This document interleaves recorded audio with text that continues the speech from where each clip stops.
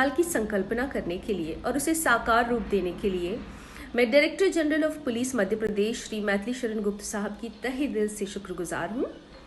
न सिर्फ इससे हर एक हिंदुस्तानी नागरिक को अपने अधिकारों का इस्तेमाल करने की जानकारी प्राप्त होगी, बल्कि बहुत सारे रेवेन्यूज जनरेट होंगे, बहुत एम्प्लॉयमेंट जनरेट होगा।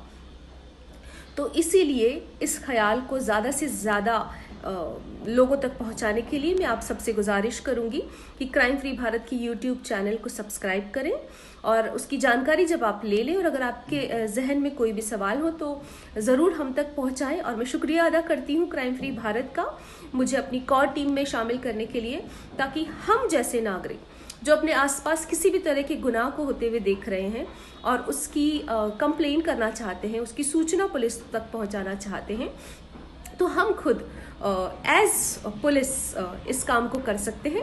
और ये कैसे होगा, इसकी जानकारी जानने के लिए ज़रूर से क्राइम फ्री भारत के यूट्यूब चैनल को सब्सक्राइब करें और देखें वहाँ किस तरह से ओरिएंटेशन दिया जा रहा है।